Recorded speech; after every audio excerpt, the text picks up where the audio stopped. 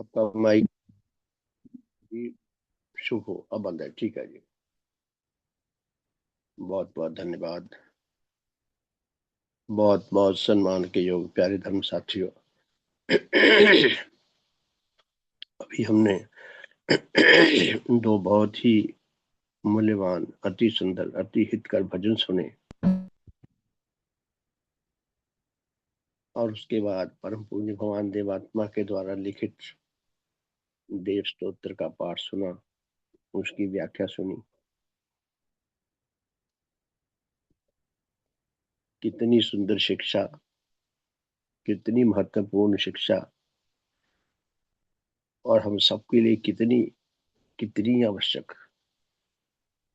इस शिक्षा के साथ हमारा जान और प्राण का संबंध है। यह विषय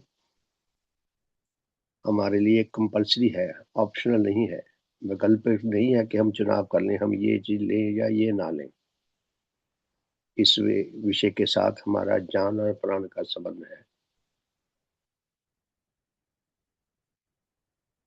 तो पहला भजन हमने सुना, निराली शक्तियां लेकर मेरे भगवान आए हैं।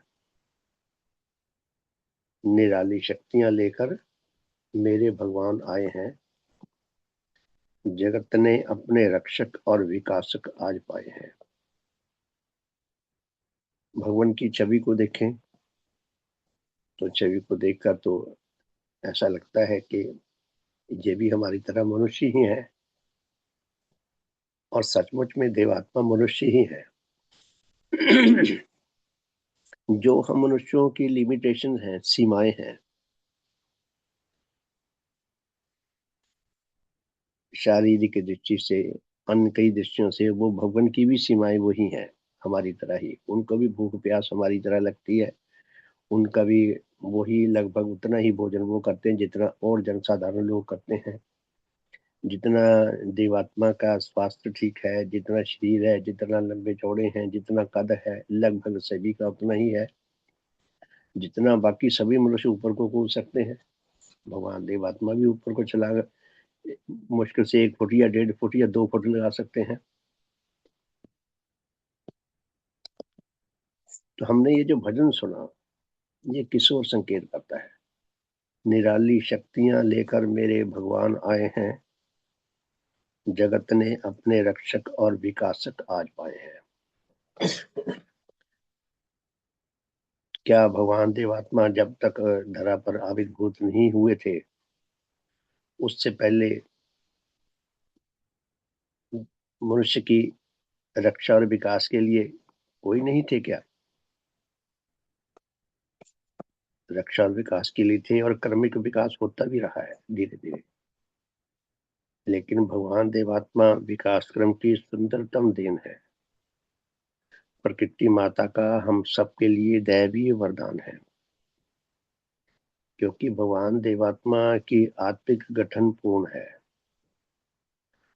मानवता को इस विषय में कुछ पता नहीं था कि आत्मिक गठन क्या होती है, अधूरापन क्या होता है, पूर्ण क्या होती है। भगवान ने पहली बार दुनिया में इस अति जटिल, अति महत्वपूर्ण विषय के बारे में परिचित करवाया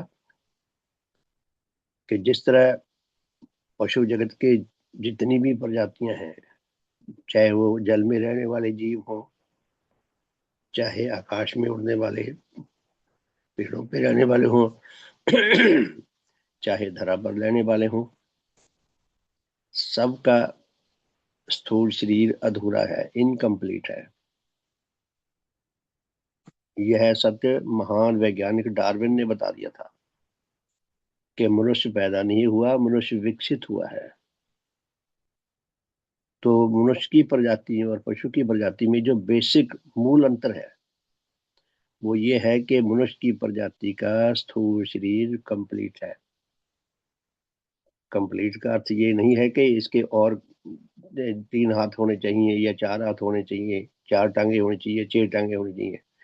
कंप्लीट का अर्थ यह है कि एक जीव को जैसा शरीर चाहिए जीवन यापन करने के लिए, वैसा शरीर मनुष्य की प्रजाति के पास है। ठीक उसी तरह जिस तरह मनुष्य की प्रजाति के पास पूर्ण गठन प्राप्त स्थूल शरीर है, लेकिन आत्मिक गठन बहुत अधूरी, इनकम्प्लीट है, बहुत विकार युक्त है। भगवान देवात्मा की अद्वितीय विशेषता यह है कि उनके पास स्थूल शरीर भी कंप्लीट है और उनकी आत्मिक गठन भी कंप्लीट है। आत्मिक गठन के बारे में सबसे पहले पुण्य भगवान ने दुनिया को परिचित करवाया। अभी तक दुनिया के पास ये संदेश पहुंचा नहीं है कि जितने भी मनुष्य हैं उन सबकी आत्मिक गठन बहुत अधूरी, इनकम्प्लीट है और बहुत विकार युक्त है। मनुष्य की से आत्मिक गठन का अधूरापन होना, विकार युक्त होना, अनेकों प्रकार के आत्मिक रोगों से ग्रस्त होना उसके आत्मिक मृत्यु का संदेश लेकर आता है। नहीं तो अभी तक मानवता ये मानती है कि आत्मा का जन्म नहीं होता, आत्मा अजर अमर है। कितने गहरे अंधकार से, मिथ्या विश्वास से भगवान हमें निकालना चाहते हैं। निराली शक्तियां लेकर मेरे भगवान आए हैं, जगत ने अपने रक्षक और विकासक आज पाए हैं। सचमुच में हमारी आत्मिक जीवन का हमें सच्चा ज्ञान देने वाले, बोध देने वाले, हमारे आत्मिक विकारों से हमें शुद्धि प्रदान करने वाले, मुक्ति प्रदान करने वाले और उच्च जीवन में हमारा विकास साधन करने वाले परम पुण्य भगवान देवात्मा पहले पहले पहले व्यक्ति हैं। निराली शक्तियां लेकर आए हैं, उनका ये काम है जो भगवान करते हैं। तो इस भजन का अंतिम पद, सुनाए ऐसे आविर्भाव की खुशखबरियां घर घर, हमें जिनको भगवान देवात्मा के श्री चरणों में आने का, उनसे दीक्षा लेने का, उनके अनुगत बनने का बहुत बड़ा सौभाग्य मिला है। ये सौभाग्य व्यर्थ में ना चला जाए, वेस्ट ना हो जाए। इस सौभाग्य की हम रक्षा करने के योग हो सकें, इसको बचा कर रखने के योग हो सकें और इसको और सुदृढ़, इसको स्थायी बनाने के योग हो सकें, इससे सच्चा आत्म कल्याण लाभ करने के योग हो सकें। और हमारा ये बहुत बड़ा कर्तव्य बनता है कि भगवान की शिक्षा से हम खुद लाभ उठाएं और ये संदेश सब तक लेकर जाएं जिस तक ले जा सकते हैं, जिस तक हमारी रसाई हो सकती है। सुनाए ऐसे आविर्भाव की खुशखबरियां घर घर, हमारे दिल में यही उमंगें होनी चाहिए, यही अरमान होने चाहिए कि भगवान देवात्मा के देव रूप के साथ जुड़कर जो हमारा भला हो रहा है और जो हमारे भले की कितनी संभावनाएं वर्तमान है, यह सौभाग्य दुनिया तक पहुंच सके, औरों तक भी पहुंच सके, जिस जिस तक हम पहुंचा सके। तो दूसरा भजन हमने सुना, अतिशय रूप महान देव गुरु भगवान का। भगवान देवात्मा का देव रूप अद्वितीय है, अतिशय महान है। पुण्य भगवान ने अपने देव रूप का परिचय करवाने के लिए, तुलनात्मक अध्ययन होता है ना, तो देव रूप में उन्होंने देखा कि मेरा देव रूप किसके साथ मैच करता है। उन्होंने ढूंढा कोई मिले मुझे ऐसा अस्तित्व। मुझे याद आ रहा है तुलसीदास जी ने एक बहुत सुंदर दोहा लिखा है रामचंद्र जी के बारे में, कि जब रामचंद्र जी बच्चे थे, बच्चे कितने प्यारे होते हैं, कितने क्यूट होते हैं, उनकी शरारतें बड़ी प्यारी लगती हैं, बड़े मन को मोहती हैं।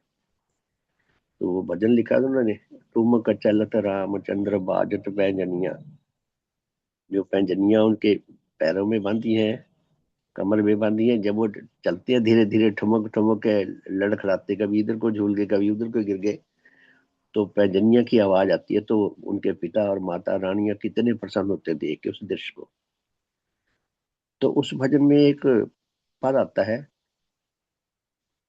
कि श्री राम का रूप इतना सुंदर, इतना महान, वो इतने क्यूट। अब कितने क्यूट है, कवि को मिल नहीं रहा कि किसके साथ तुलना करके बताएं कि उसके जैसी है, चांद जैसी है, या सूरज जैसी है, या कमल फूल जैसे हैं, या गुलाब जैसे हैं। वो कवि ने कितनी कितना सुंदर दृष्टि में पेश किया है। तो करते करते लिखते लिखते उन्होंने कहा राम की छवि राम के ही समान है। रामचंद्र जी का सौंदर्य, बचपन का भोलापन, क्यूटनेस, राम की छवि राम ही के समान है। अब परम पूज्य भगवान देवात्मा के लिए भी यह दुविधा रही। तो भगवान ने हमारे भौतिक सूर्य के साथ तुलना करके बताया कि जिस तरह हमारा भौतिक सूर्य है, जो प्रखर ज्योति और ऊर्जा का स्रोत है। देखिए हमारे भौतिक सूर्य के पास कितना बल है कि बड़े बड़े समुद्रों को उबाल के वो पहाड़ों पे फेंक देता है, बादल बना के। और फिर जब बरसात होती है, वर्षा होती है, तो लगातार होती रहती है। लोग दुआएं मांगते हैं कि हे भगवान अब वर्षा बंद कर दे। इतनी शक्ति, पानी कितना भारी होता है। 2-4 बाल्टियां इससे शायद हम ज्यादा नहीं उठा सकते। इतना पानी भारी, वो पूरे के पूरे समुद्र उबाल के वहां भेज देता है, पहाड़ों पे, वहां से बरस के आते हैं। इतनी प्रखर ज्योति और इतनी प्रखर ऊर्जा के स्रोत भौतिक सूर्य, जिनकी कृपा से धरती माता की कोख में हम सबका भौतिक शरीर पैदा हुआ है। हमारे सूर्य, भौतिक सूर्य हमारे जन्मदाता हैं शरीर के, और बेजान शक्तियां जानदार शक्तियों में कन्वर्ट हुई हैं। ठीक उसी तरह परम पूज्य भगवान देवात्मा धर्म जगत में जन्म देते हैं। भौतिक सूर्य की न्याय एक अलग श्रेणी का भगवान का रूप है। इसलिए भगवान ने 1927 में मूल वाक्य प्रदान किया। कितना बड़ा हमें वरदान दिया है सत्य विश्वास करने के लिए। अगर किसी का विश्वास खो जाए, उसका जीना ही हराम हो जाता है। उसका तो जीना हराम होता है, वो उसके पारिवारिक जनों का भी हराम हो जाता है। भगवान ने हमें कितना दृढ़ विश्वास प्रदान करने के लिए अपने देव रूप के विषय में मूल वाक्य प्रदान किया है। अतिशय रूप महान देव गुरु भगवान का। इसका अंतिम पद भी देखें। हम सब गुरु की महिमा गाएं। गाने का मतलब ये नहीं कि भजन गा लिए, स्तोत्र गा लिए, मुंह से गा लिए, अपने जीवन से गाएं। हम सब गुरु की महिमा गाएं। देव गुरु पर बलि बलि जाए, उन पर बलिहार जाए। प्यारे साथियों, हम सब मनुष्य जिनके अंदर होश है, वो बलिहार तो जा रहे हैं। कोई बच्चों पे जा रहा है, कोई पत्नी पे जा रहा है, कोई अपने पद पे जा रहा है, कोई अपनी दौलत पे जा रहा है, संपत्ति पे जा रहा है, कोई सुंदरता पे जा रहा है, कोई किसी कलात्मक पक्ष के ऊपर जा रहा है। बलिहार तो हम सब जा रहे हैं, लेकिन बलिहार होने का हमारी चॉइस जो है वो हमें ठीक करनी पड़ेगी। भगवान देवात्मा हमारे आत्मिक जीवन के जन्मदाता हैं, धर्म जगत में हमारे जन्मदाता हैं। हमारी आत्मिक मैल के, उससे हमें शुद्धि प्रदान करने वाले हैं। नीच जीवन से हमें सच्ची शुद्धि, सच्ची मुक्ति देने वाले, अज्ञानता के अंधकार से निकालने वाले, आत्मा का सच्चा ज्ञान और बोध देने वाले, उच्च जीवन में विकास करने वाले, अमर जीवन की ओर ले जाने वाले, उच्च खुशियों की ओर ले जाने वाले, प्रफुल्लता की ओर ले जाने वाले, इतना इतने परोपकारी भगवान। बलिहार जाना है, भगवान पे बलिहार जाना, अर्थात भगवान देवात्मा जो हमें जीवन का लक्ष्य बताते हैं, उस लक्ष्य को सफलता पूर्वक सार्थक करने के लिए जो जो विधियां बताते हैं, उन विधियों पर चलने के लिए भगवान हमें जो जो सिद्धांत बताते हैं, नियम बताते हैं, अपना आध्यात्मिक बल प्रदान करते हैं, वो भगवान जिन्होंने आदर्श रूप हमारे सामने प्रस्तुत कर दिया कि असल मनुष्य कैसा होना चाहिए। आध्यात्मिक दृष्टि से जो सबसे सुंदर, सबसे हितकर मापदंड है वो भगवान ने स्थापित किए हैं, उनकी ओर हमें ले जाने वाले, हमारा सर्वांग हित सर्वांग कल्याण करने वाले भगवान। तो उनके प्रति हमारा क्या कर्तव्य बनता है? हम सब गुरु की महिमा गाएं, देव गुरु पर बलि बलि जाएं, देव प्रसाद दिनों दिन पाएं। भगवान का जो प्रसाद है, मंदिरों में प्रसाद बंटता है ना, कहीं खिले बंटते हैं, कहीं पतासे बंटते हैं, कहीं लड्डू बंटते हैं। भगवान देवात्मा जो प्रसाद देते हैं वो सब प्रसादों से कहीं बढ़कर, लाखों करोड़ों गुना बढ़कर महिमामय है, हितकर है, कल्याणकर। ये ऐसे प्रसाद को हम दिनों दिन पाएं, प्रतिदिन पाएं, हर पल पाएं, जो है अति महान। भगवान देवात्मा जो प्रसाद देते हैं, इसकी तुलना में सारी दुनिया के सारे प्रसाद बहुत तुच्छ है, बहुत तेज है। तो ऐसे भगवान के देव रूप को हम जानने का, समझने का प्रयास करें। तो प्यारे साथियों, छोटी सी शुभकामना करने, प्रार्थना करने। प्रार्थनाशील होना बहुत आवश्यक है। जो जीवंत रूप में प्रार्थनाशील होता है वो जीवन में बहुत लाभ उठाता है, उसका बड़ा भला होता है। अगर वो अधिकारी है तो देने वाला दाता बार बार उसको देना चाहता है। इसलिए प्रार्थनाशील होना, जीवंत रूप में प्रार्थनाशील होना बहुत आवश्यक है। तो छोटी सी प्रार्थना करने, फिर आज के विषय पर विचार करेंगे। हे परम पूजनीय सतदेव श्री देव गुरु भगवान, आप आध्यात्मिक जगत के देव सूर्य हैं। आप अनुपम देव ज्योति एवं अनुपम देव तेज से सुसज्जित देव जीवनधारी देवात्मा है।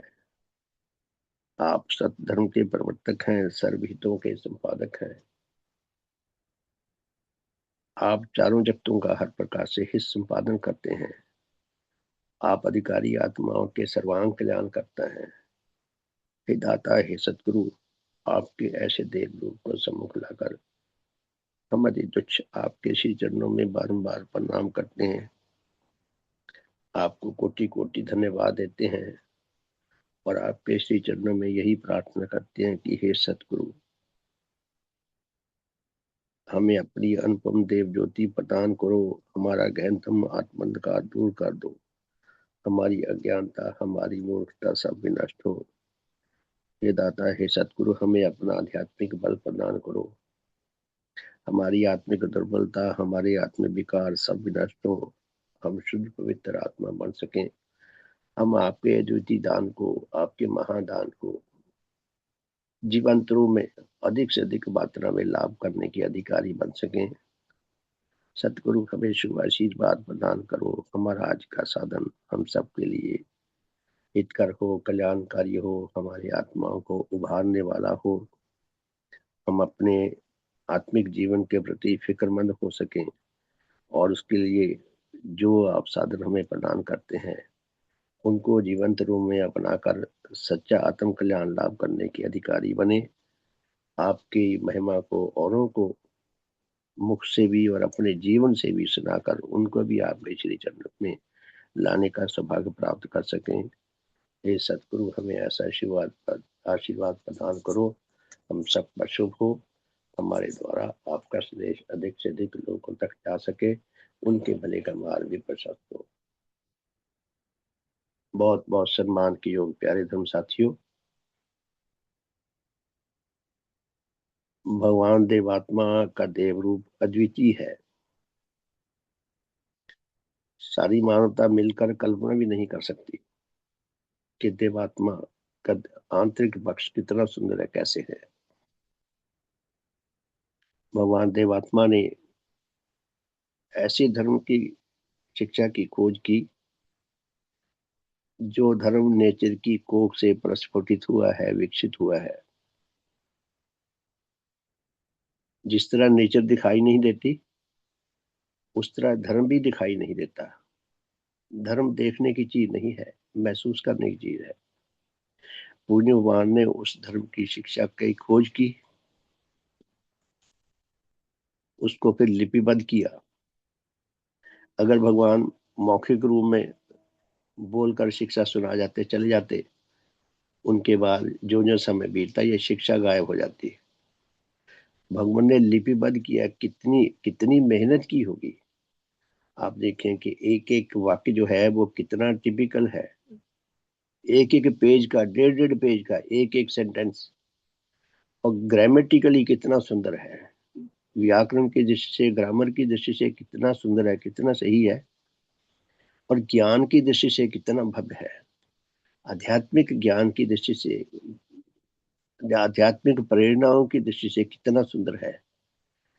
ऐसे महाकठिन कार्य का किसी और मनुष्य के लिए संभव कर पाना मुश्किल नहीं, असंभव था। ये भगवान देवात्मा को ही नेचर ने ऐसी योग्यता, ऐसी क्षमता प्रदान की कि भगवान ने ऐसी शिक्षा को लिपिबद्ध किया, ग्रंथ बनाए। अब शिक्षा खोज ली तो उसके प्रचार प्रसार करना भी आसान नहीं है। उसके प्रचार प्रसार के लिए भगवान देवात्मा ने देव धर्म के भव्य नाम से इस प्राकृतिक शिक्षा का संपादन किया, देव धर्म के नाम से स्थापित की, और शिक्षा के प्रचार प्रसार के लिए भगवान देवात्मा ने जो आध्यात्मिक समाज गठित की, 16 फरवरी 1887, उस दिन भगवान देवात्मा ने जिस समाज की स्थापना की उसका नाम है देव समाज।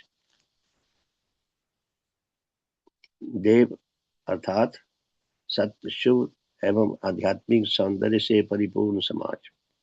ऐसी अद्वितीय समाज की संरचना की, गठित किया। सरल शब्दों में भगवान देवात्मा देवात्मा है।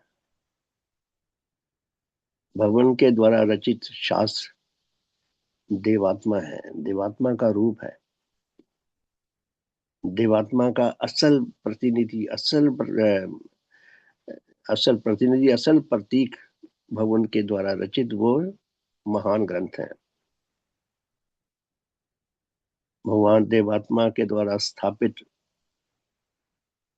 देव धर्म भगवान देवात्मा के देव रूप का एक निराला पक्ष है। भगवान ने जिस समाज की गठन की, हम समाज को मनुष्यों को लेकर समाज मानते हैं। मनुष्य नहीं, देवात्मा अकेले, जो देवात्मा की विचारधारा थी, जो देवात्मा का उद्देश्य था, जो देवात्मा के अद्वितीय बोध थे, उन सब का सम्मिश्रण है ये चारों पक्ष। भगवान के देव रूप के अनेकों पक्ष हैं। अगर हम इन चारों पक्षों को जोड़कर एक पक्ष मानकर हम जानना चाहें, समझना चाहें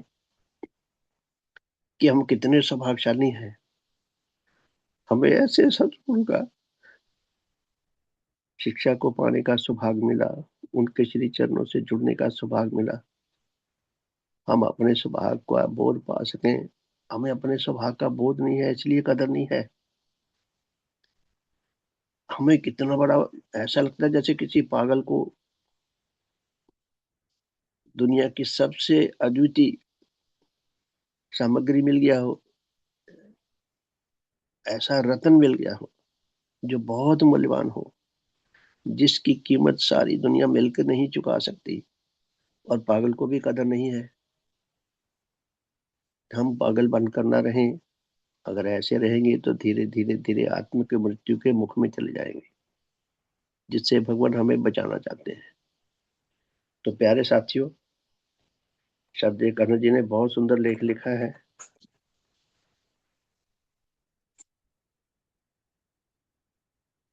अगर हम इसको चारों पक्षों को ध्यान में रखकर समझने का प्रयास करें, भगवान की महिमा को उपलब्ध करने का प्रयास करें, तो हमारे भले का और मार्ग खुल सकता है। लेख है कि देश समाज का अनोखापन कहाँ है। इन चारों बातों के साथ हम जोड़कर देखें कि देवात्मा का अनोखापन क्या है, देव धर्म का अनोखापन क्या है,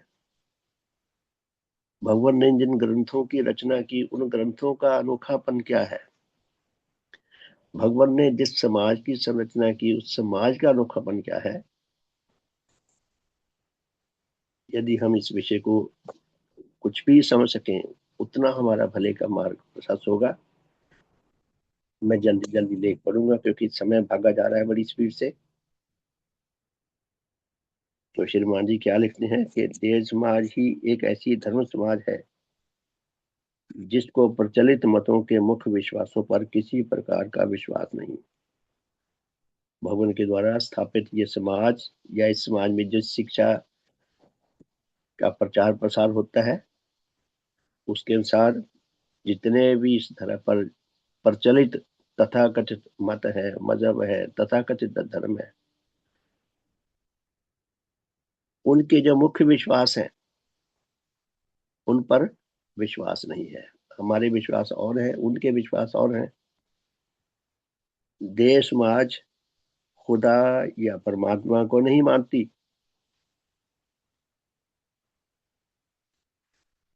नेचर के किसी सृष्टा को नहीं मानती कि नेचर को किसी ने बनाया है, हम नहीं मानते। देह समाज दुनिया के जितने भी तथाकथित उपास्य हैं उनको सत्य उपास्य नहीं मानती। आप देखिए कितने कितने देवी देवता हैं, अलग अलग मतों के, अलग अलग मजहबों के अपने इष्ट हैं जिनकी वो पूजा करने का, जिन्होंने आह्वान किया कि इनकी पूजा किया करें। भगवान की समाज, भगवान की शिक्षा, भगवान देवात्मा, उनके ग्रंथ, उनको सत्योपास्य नहीं मानते। जो सत्योपास्य के योग्यता होनी चाहिए, क्षमता होनी चाहिए, उनमें किसी में नहीं है, केवल देवात्मा में है। भगवान देवात्मा का ये अधिकार है कि वो हमारे से अपनी पूजा करवाए। हमारा ये बहुत बड़ा सौभाग्य है, हमारा बहुत बड़ा कर्तव्य है कि हम भगवान की पूजा करें।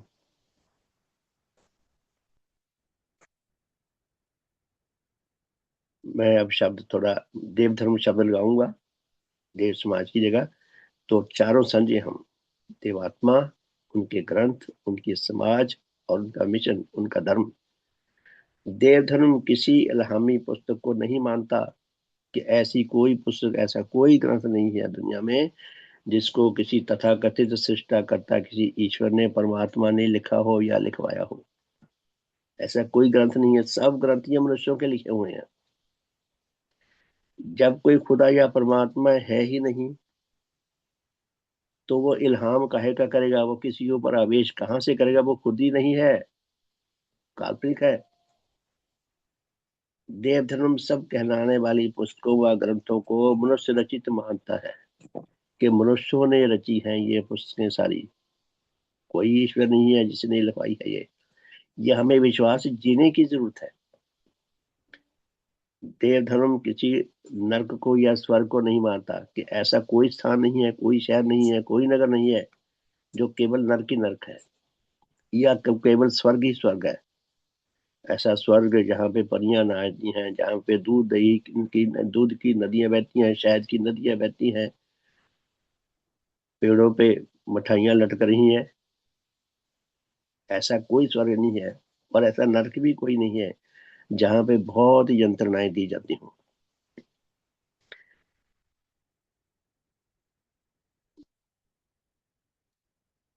देव धर्म यह नहीं मानता कि मनुष्य आत्मा, मनुष्य अनादि है, मनुष्य सदा से है। देव धर्म की शिक्षा ये नहीं मानती। देव धर्म यह नहीं मानता कि मनुष्य आत्मा आरंभ से ही अमर है। ना तो आरंभ से है कि जब से नेचर बनी है तब से मनुष्य है, और ना ये अमर है कि सदा जीवित रहेगा। देव धर्म किसी नबी, किसी हादी की सिफारिश को नहीं मानता कि किसी ने सिफारिश, आज राजनीति में सिफारिश बड़ी चलती है ना, धर्म में किसी की सिफारिश नहीं चलती। कोई ऋषि मुनि, कोई संत, कोई तथाकथित देवता हमारी सिफारिश करे जी इनको तो स्वर्ग में भेज दो, किसी की सिफारिश नहीं चलती।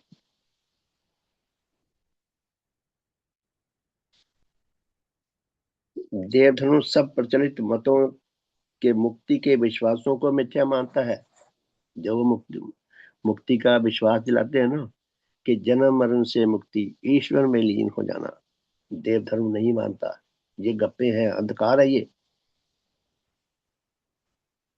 इसी प्रकार प्रचलित मतों के माबूदों, पुस्तकों, विश्वासों और उनकी मूल शिक्षाओं को एक बहुत बड़ा अधर्म मानती है।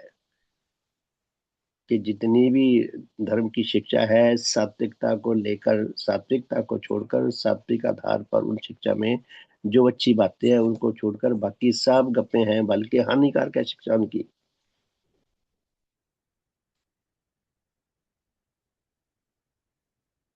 देव धर्म अनोखा है। भगवान देवात्मा द्वारा स्थापित देव समाज अनोखी समाज है, निराली समाज है, किसी समाज के अनुरूप नहीं है। अगर देव भगवान द्वारा स्थापित इस समाज की तुलना और किसी समाज से की जाए तो बिल्कुल नहीं मिलती।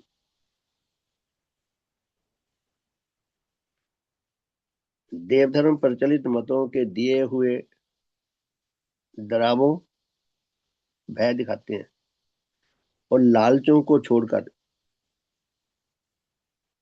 किस वृत्ति पर, किस आधार पर और अपना अनोखा और आश्चर्य कार्य करती है,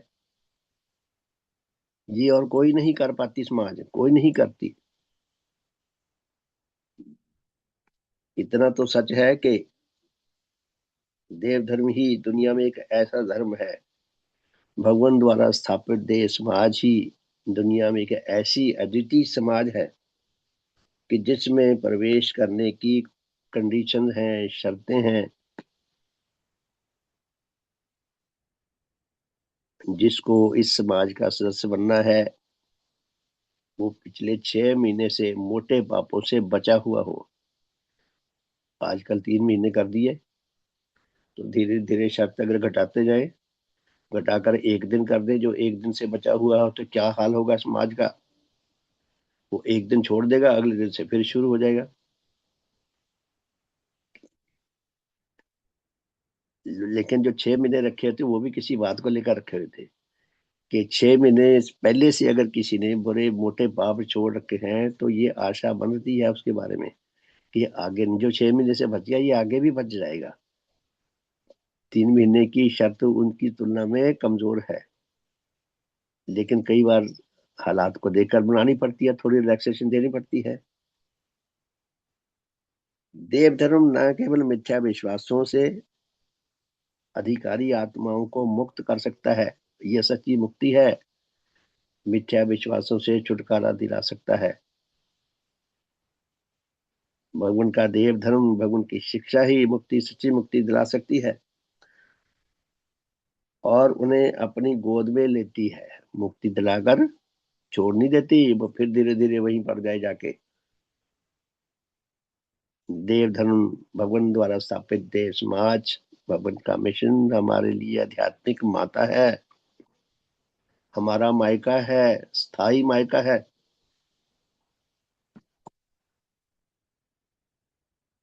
इसलिए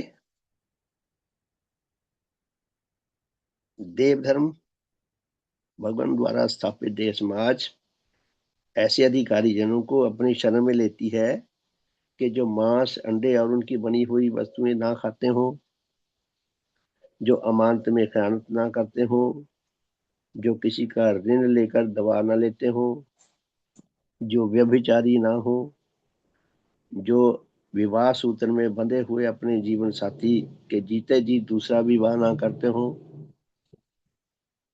जो किसी जीवधारी को बिना किसी उचित कारण के उसका वध ना करते हो।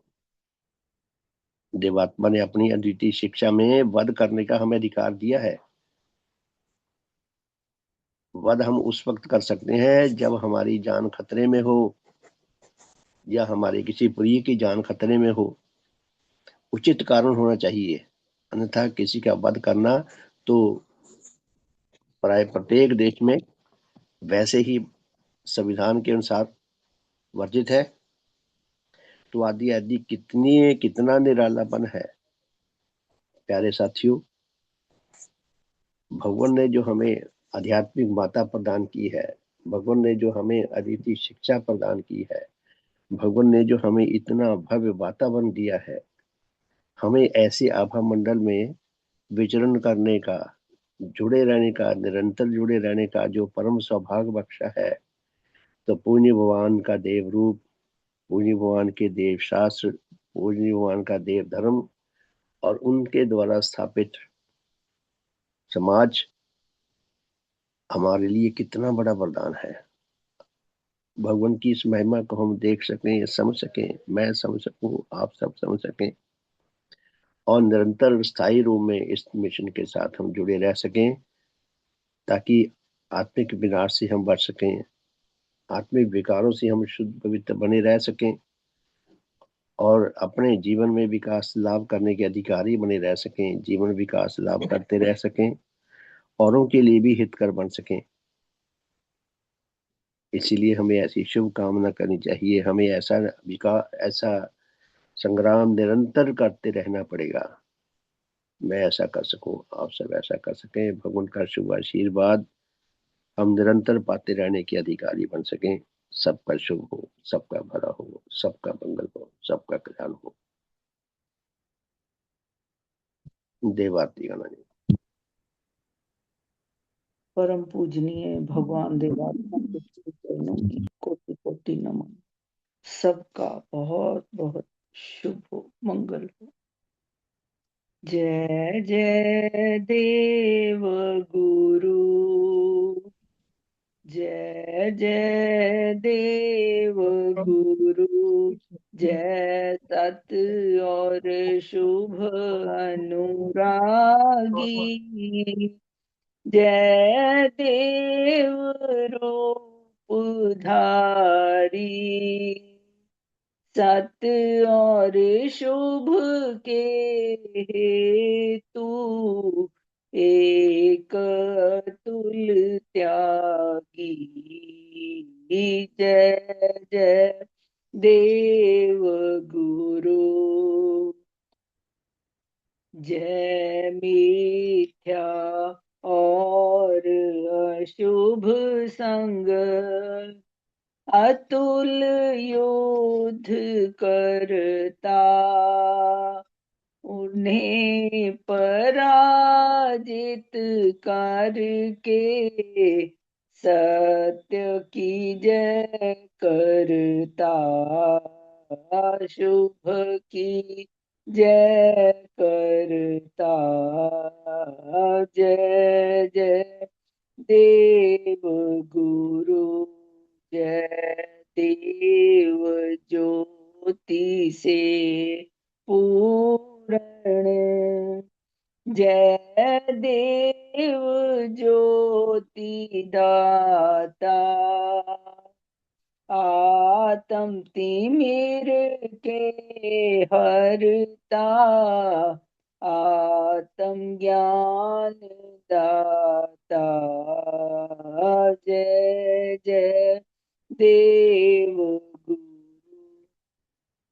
जय देव तेज से पूरण, जय देव तेज दाता, नीच गति के हरता, सत्य मोक्ष दाता, जय जय देव गुरु, जय देव तेज संचारक,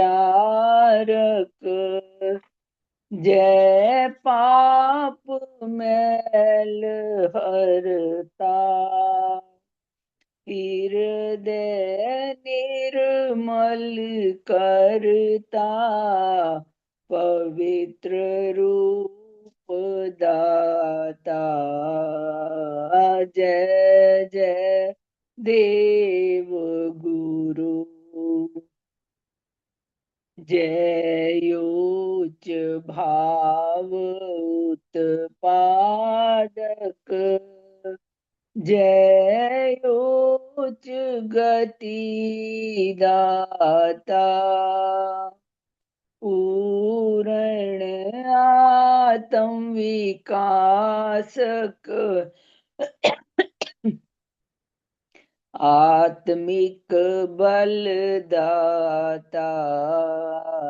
जय जय देव गुरु, जय सकल सत्य के पोषक, जय सब मिथ्या हरता, सकल हितों के साथी, समुचित सुख दाता। जय जय देव गुरु, जय जीवन रस संचारक, जय जय अमृत दाता, आत्म पतन के नाशक, जय जीवन दाता। जय जय देव गुरु, जय एक उपास्य सबों के, जय आत्म तत्व ज्ञाता, सत्य धर्म के शिक्षक, पूर्ण हित करता। जय जय देव गुरु, जय अतुल दान के दाता, जय देव रूप धारी, दान तुम्हारा पाकर, धन्य हो नर नारी। जय जय देव गुरु, जय अतुल दान के दाता, जय देव रूप धारी, दान तुम्हारा पाकर, धन्य हो नर नारी। जय जय देव गुरु, जय जय देव गुरु, जय जय देव गुरु। भगवान देवात्मा की जय, भगवान देवात्मा की जय, भगवान देवात्मा की जय, भगवान देवात्मा की जय। सबका शुभ मंगल। धन्यवाद जी। सबका शुभ हो, सबका हित हो, सबका मंगल हो, सबका कल्याण हो। प्यारे साथियों, खुशी की बात है श्रीमान रोचलानी जी भी जुड़े हुए थे, अशोक रोचलानी जी। तो हम सब उनके लिए हार्दिक भावों से शुभकामना करते हैं। उनका स्वास्थ्य जल्द से जल्दी ठीक हो और जल्दी से जल्दी वो इस शुभ परिवार के साथ फिर से जुड़ने के योग हो सके। श्रीमान जी का शुभ हो। मेरे साथ 4 बार मिलकर बोले, श्रीमान जी का शुभ हो, शुभ हो, शुभ हो, शुभ हो। तो प्यारे साथियों, बहुत बहुत धन्यवाद। हमारे शुभ परिवार का शुभ हो, हमारी यह धर्म यात्रा निरंतर चलती रहे और सारे मनुष्य जगत को इस धर्म यात्रा में जुड़कर सच्चा आत्म कल्याण लाभ करने का सौभाग्य प्राप्त हो सके। हम सब में उच्च मेल आए, उच्च एकता आए, उच्च प्रेम आए। भगवान की अपार कृपा, अपार करुणा जो हम पर निरंतर बरस रही है, हम उसका अधिक से अधिक सदुपयोग करने के योग्य हो सकें, अधिक से अधिक सदुपयोग करके अपने लिए और सबके लिए हितकर बन सकें, ऐसी है शुभकामना। सबका शुभ हो, सबका भला हो, सबका मंगल हो, सबका कल्याण हो। तो प्यारे साथियों, शाम को मिलेंगे 5:30 से 6:30, सॉरी 4:30 से 5:30, और फिर रात को 8:40 से 9:30 बजे तक। कल प्रातः फिर 5:30 से 6:30। सबका शुभ हो, सबका हित हो, सबका मंगल हो, सबका कल्याण हो। सबका बहुत बहुत धन्यवाद। सुप्रभात। शुभ हो, सबका शुभ हो जी।